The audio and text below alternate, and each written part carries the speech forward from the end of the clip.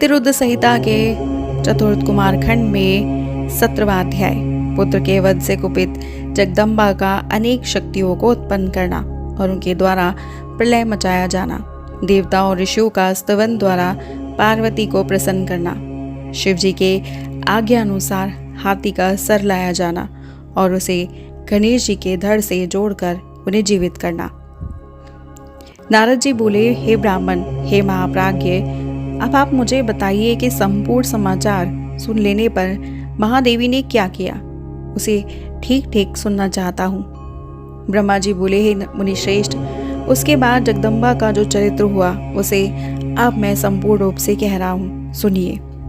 गणाधीप उस गणेश के मार दिए जाने पर शिवजी के गणों ने मृदंग एवं पटय बजाए तथा महान उत्सव किया। हे मुनीश्वर, शिवजी की गणेश जी का शिर छेदन कर जो ही दुखी हुए, उसी समय गिरजा देवी अत्यंत क्रोधित हो गई। उन्होंने कहा, हाय, मैं क्या करूं, कहाँ जाऊं, मुझे बहुत बड़ा दुख उत्पन्न हो गया है। इसके मरने से तो मुझे बड़ा क्लेश हुआ। वो दुख किस प्रकार से दूर हो सकता है? सभी देवताओं तथा गणों ने मेरे पुत्र को मार डाला है, अतः मैं उनका नाश कर दूंगी अथवा प्रलय कर दूंगी। इस प्रकार दुखी हुई वो सर्वलोक महेश्वरी ने उसी क्षण कुपित होकर करोड़ों शक्तियों को उत्पन्न किया। तेज से ज्वालयमान उन उत्पन्न हुई शक्तियों ने जगदम्बा पार्वती को नमस्कार कर कहा, हे मात, आज्ञा दीजिए। हे मुनीश्वर, ये सुनकर शंभु की शक्ति महामाया प्रकृति ने क्रोध में भरकर उन सभी शक्तियों से कहा, देवी, हे शक्तियों, ये देवियां, तुम सब मेरी आज्ञा से प्रलय कर डालो। इसमें आप सभी को विचार नहीं करना चाहिए। हे सखियों, तुम लोग देवता, ऋषि, यक्ष, राक्षस और अपने तथा दूसरे सबको हठपूर्वक खा डालो। ब्रह्मा जी बोले, तब पार्वती जी की आज्ञा पाते ही वो सभी शक्तियां क्रोध में भरकर देवता आदि सभी का संहार करने के लिए उद्यत हो गई। जिस प्रकार अग्नि तृणों का संहार कर देती है, उसी प्रकार वे समस्त शक्तियां भी संहार करने लगी।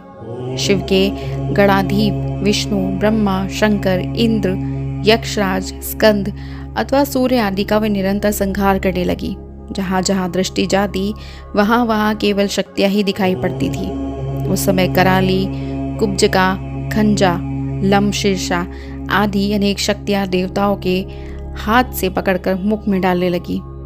उस संहार को देखकर हर ब्रह्मा, हरि तथा इंद्र आदि सभी देवतागण एवं ऋषि इस संदेह में पड़ गए कि क्या देवी अकाल में ही प्रलय कर देगी। इस प्रकार उनमें जीवन की आशा समाप्त सी हो गई है। सभी लोगों ने मिलकर कहा कि अब हमें क्या करना चाहिए, सब लोग इस पर विचार करें। इस प्रकार परस्पर विचार करते हुए वो कहने लगे, यदि गिरजा देवी प्रसन्न हो जाएं तो शांति हो सकती है, अन्यथा करोड़ों उपाय से भी शांति संभव नहीं है।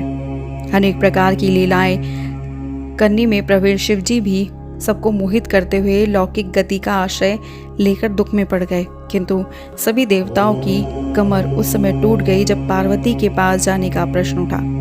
उन्होंने सोचा कि पार्वती साक्षात क्रोध की मूर्ति है, कोई भी उनके सामने जाने का साहस नहीं कर सकता है। हे मुने, उस समय देवता, दानवगण, दिक्पाल, यक्ष, किन्नर, मुनि, विष्णु, ब्रह्मा एवं महाप्रभु शंकर आदि तथा अपना पराया कोई भी गिरजा के सामने खड़ा होने में समर्थ नहीं हुआ। सभी ओर से पार्वती के जलते हुए उस दाहक तेज को देखकर सभी लोग दूर खड़े हो गए। हे मुने, उसी समय दिव्य दर्शन वाले आप नारायण देवगणों को सुखी करने वहां पहुंच गए। पास आकर मुझ ब्रह्मा, विष्णु तथा शंकर को प्रणाम कर सबके साथ मिलकर आप कहने लगे कि सोच विचार कर ही कोई काम करना चाहिए। उसके बाद सभी देवताओं ने आप महात्मा के साथ मंत्रणा की कि इस दुख की शांति किस प्रकार होगी। इसके बाद उन्होंने कहा, जब तक गिरजा देवी कृपा नहीं करेंगी तब तक दुख की शांति संभव नहीं है। इसमें कोई विचार नहीं करना चाहिए। उसके बाद सभी ऋषि आपको साथ लेकर पार्वती के पास गए और क्रोध शांत करने के लिए शिवा को प्रसन्न करने लगे। सभी ने बारंबार प्रणाम किया और अनेक स्तोत्रों से स्तुति करके उन्हें प्रसन्न करते हुए देवगणों की आज्ञा से प्रेम पूर्वक कहा। देव ऋषि बोले, हे जगदम, आपको नमस्कार है। आप शिवा को नमस्कार है, आप चंडिका को नमस्कार है, आप कल्याणी को नमस्कार है।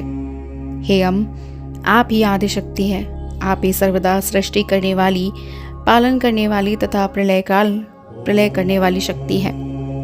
हे देवेशी, आप प्रसन्न हो, शांति कीजिए, आपको नमस्कार है।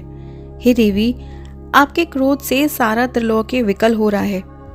ब्रह्मा जी बोले, इस प्रकार आप सभी ऋषियों ने मिलकर परम्बा की स्तुति की। तब क्रोधपूर्ण दृष्टि से उनकी ओर देखती हुई उन शिवा ने कुछ भी नहीं कहा। पुनः सभी ऋषियों ने उनके चरण कमल को नमस्कार कर परम भक्ति से हाथ जोड़कर धीरे से शिवा से कहा। ऋषिगण बोले, हे देवी, क्षमा कीजिए, क्षमा कीजिए, इस समय प्रलय होना चाहता है। हे अंबिके, आपके स्वामी यहीं पर स्थित है। देखिए, देखिए हम कौन हैं, ये ब्रह्मा विष्णु आदि देवता कौन है। वस्तुतः हम सब आपकी प्रजाएं हैं और हाथ जोड़कर खड़े हैं। हे परमेश्वरी, हम सभी का अपराध क्षमा कीजिए। हे शिवे, सभी लोग व्याकुल है, अतः इनकी शांति कीजिए। ब्रह्मा जी बोले, ऐसा कहकर सभी ऋषिगण अत्यंत दीनता से व्याकुल हो अंबिका के सामने हाथ जोड़ खड़े रहे। इस प्रकार उनका वचन सुनकर चंडिका प्रसन्न हो गई और करुणार्द्र चित्त होकर ऋषियों से कहने लगी। देवी बोली, यदि मेरा पुत्र जीवित हो जाए और तुम लोगों के बीच में प्रथम पूज्य हो तो ये संसार का संहार नहीं होगा। ये आज से सबका अध्यक्ष हो जाए, और यदि तुम लोग उसे ऐसा कर दो तो लोक में शांति हो सकती है, अन्यथा तुम लोगों की सुख की प्राप्ति नहीं होगी। ब्रह्मा जी बोले, भगवती के द्वारा इस प्रकार कहे जाने पर आप सभी ऋषियों ने आकर के देवगणों के समीप जाकर उन देवताओं से सारा वृतांत निवेदन किया। तब ये सुनकर दुखित इंद्र आदि सभी देवगणों ने हाथ जोड़कर प्रणाम करके इस वृतांत को शंकर से निवेदित किया। ये सुनकर शिवजी ने भी देवताओं से कहा, हम लोगों को भी वही करना चाहिए जिससे सारे संसार का कल्याण हो। अतः आप लोग उत्तर दिशा की ओर जाइए और सर्वप्रथम जो मिले उसका सर लाकर इसके धड़ पर जोड़ दीजिए। ब्रह्मा जी बोले, तदंतर शिवजी की आज्ञा का पालन करने वाले देवताओं ने ऐसा ही किया। गणेश जी का सर लाकर विधि पूर्वक उसका प्रक्षालन करके उसकी पूजा कर वे उत्तर दिशा की ओर चल दिए। वहीं पर उन्हें सर्वप्रथम एक दांत वाला हाथी मिला। तब उसी का सर लेकर उन्होंने गणेश के सर से जोड़ दिया।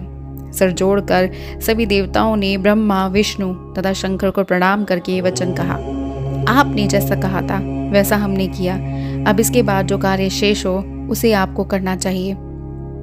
इसके बाद शिव के गण तथा देवता सुखपूर्वक सुशोभित हुए।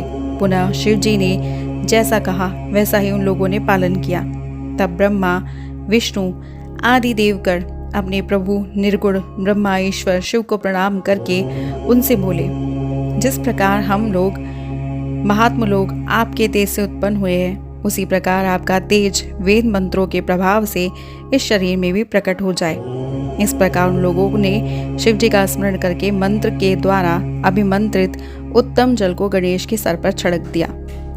उस जल के स्पर्श मात्र से ही वो बालक शिव जी की इच्छा से चेतना युक्त हो जीवित हो गया और सोए हुए की भांति उठ बैठा। वो सुभग अत्यंत सुंदर हाथी के मुख वाला, लाल वर्ण वाला, प्रसन्न मुख मंडल वाला, अत्यंत तेजस्वी तथा मनोहर आकृति वाला था। हे मुनीश्वर, उस बालक पार्वती पुत्र को जीवित देखकर सभी लोग अत्यंत प्रसन्न हो गए और सबका दुख नष्ट हो गया। इसके बाद हर्ष से युक्त सभी लोग ने देवी को उसे दिखाया और अपने पुत्र को जीवित देखकर देवी अत्यंत प्रसन्न हुई। इस प्रकार श्री महापुराण के अंतर्गत द्वितीय रुद्र संहिता के चतुर्थ कुमार खंड में गणेश जीवन वर्णन नामक 17वां अध्याय पूर्ण हुआ।